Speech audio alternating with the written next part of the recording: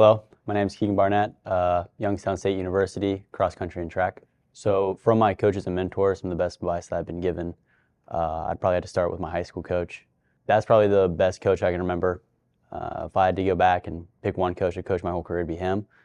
It wasn't so much one solid advice, it was just a whole aura of things. He taught us how to treat ourselves professionally. At that time, we were all just high school students, we were all just kids.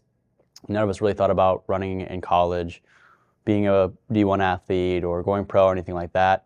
So at the time, it was just everybody was having fun with it, and he really taught us how to be professional, how to treat ourselves like we're there to do a job, and how to be professional athletes in that aspect.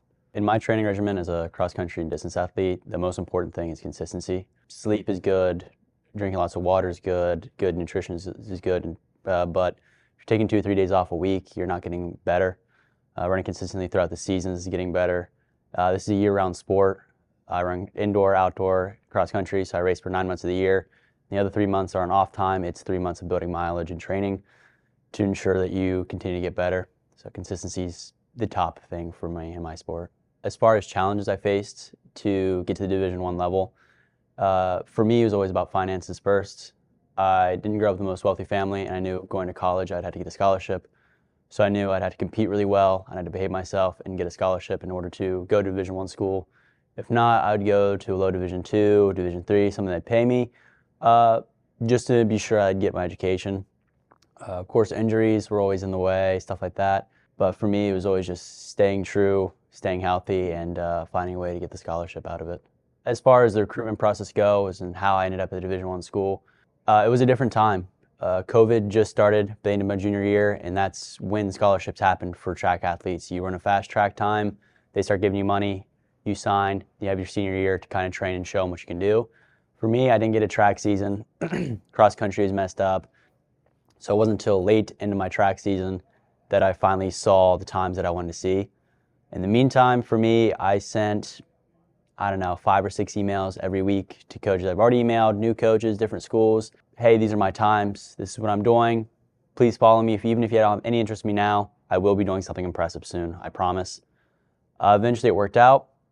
Late in my senior season, I shouldn't say late in my senior year, early in my senior track season, I ran a top 100 high school time for the 2 mile. As soon as that happened, all these walk-on scholarships turned into real scholarships. Real money came my way, and the school that had the most faith in me from the start is the one I went with, and it worked out that way. So why Youngstown State? Originally, I signed to run for Western Kentucky University. I spent my first year there. Ended up not being the program for me, and I entered the transfer portal late in the year. The transfer portal was a new thing. Most athletes at the time only got one transfer, so this time I knew I had to pick the right school. I spent about a month looking, and it was very stressful because it's late, scholarships were going. So at this point, I kind of knew I might have to go somewhere where they're not offering any money and really prove myself again, which is something I didn't want to do, but I knew I could do. So I saw Youngstown State. Originally, they weren't offering me any money. I emailed the coach, said, hey, here's my times. I'm close to home. I'd love to be part of this program that I've heard about for years. And within a couple weeks, talking to the coach, he found some money, found some funds, made it worth coming. And I was excited to come either way. It was a great program. I feel like we've started a dynasty since I got here. And the idea of winning constantly was definitely in the back of my mind for being at a school that we finished last. We scored 2 points after conference, stuff like that. So going to a program where I can help win, not just win, but help win was a big idea in my head. So as far as achievements that has happened since I got here to help build that dynasty, Youngstown, we have went 3 for 3 for cross country and indoor, or 3 for 3 for cross country, indoor and outdoor, with the prospect of winning indoor and outdoor again this year. It's the second time in conference history that a school has went 3 for 3 for cross country. The second school would have been Notre Dame years ago when they used to be in our conference. So it's a big achievement for us, especially for a few years ago. We're finishing last. We had a couple solid athletes who just didn't have that center core. Now we have everything we need. As far as personal accomplishments, I was just out of second team conference my first year running in conference for cross country. I've been runner up in the steeplechase I've placed in the 5K, I've placed in the DMR, I've placed in the 3K. So I podiumed a few times, earning my points for the team, kind of proving why I'm here. And this year I have high hopes. Regionals, I was 10-ish spots out a few years back. And I kind of want to replicate that again, run a couple fast times, end my career in Jacksonville, and represent the Y the best I can. So what makes us such a special team on and off the track and overall is our family, our bond. We have, from the top down, it's great coaching. I know if something happens, I can trust Coach Gorby to have my back. I could be in handcuffs, and I'm sure he'd find a way to get me out. I can trust Roop with anything. I can trust any of the assistant coaches that aren't even my assistant coach, any of the jumps, throws. I know they have our back. So they have their faith in me, I have their faith in them. And then our team just kind of works together and relies on each other. It starts getting hard. As every longer distance race does, it starts getting hard, and we stop thinking about ourselves, start thinking about each other, and that really powers us through. And just having that core of family and brotherhood really helps. As far as what's next, doesn't look like a pro contract's coming my way anytime soon, as they're far and few between. But I'd like to continue running. I'm moving to Flagstaff this year, which is the best place to train in the world. I'll be living there for a couple years while I take a gap year studying for the LSAT to get into law school. In the meantime, I'll be working as a paralegal. A couple job opportunities lined up, and I'm excited to get out there. A friend of mine works with some pro athletes out there, so it'll be a good chance to meet some pros, run with some pros, and see what their life is like, and kind of live through them vicariously. As far as how to balance academic scheduling and sports, for me, I'm in a year-round sport. As soon as I get on campus to after I leave, I'm competing. So it does get a little bit hard to balance it. For me, my first couple of years, I really trucked forward. Before I even got here, when I was in high school, I finished up my full freshman year of classes. And my first semester, I decided I'd take 18 credits. So I just powered through. It was hard. It was late nights of studying when I should be sleeping to rest, and it was skipping out on hanging out with friends to study and do the work. As long as I got the coursework done and I passed my classes, I got a higher grade, I was proud of myself, and I felt I was achieving things that my family wanted me to do, being a first-generation college student. And as soon as I was finishing these classes, I slowly tapered off. Now that I'm a senior, I finished up all my hard classes.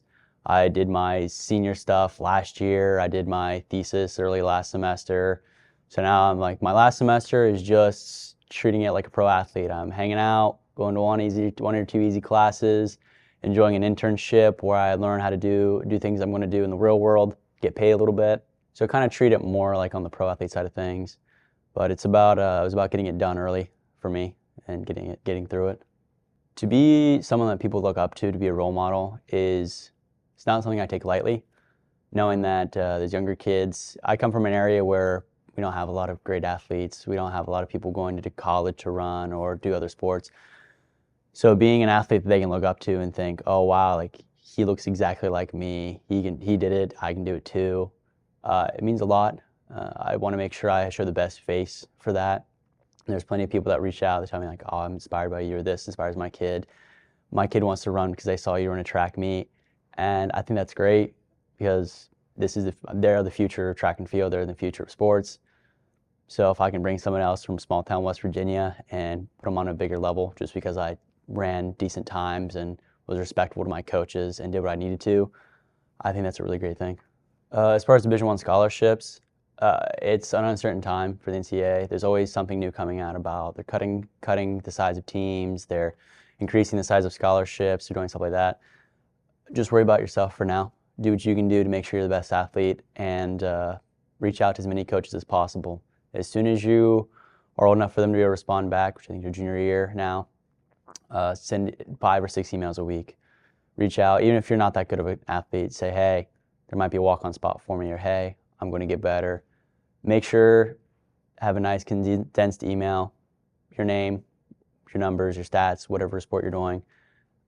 Communicate with that to coaches, and try to get an open dialogue with some of these coaches. I know there were schools that had no reason to respond to me, like zero reason.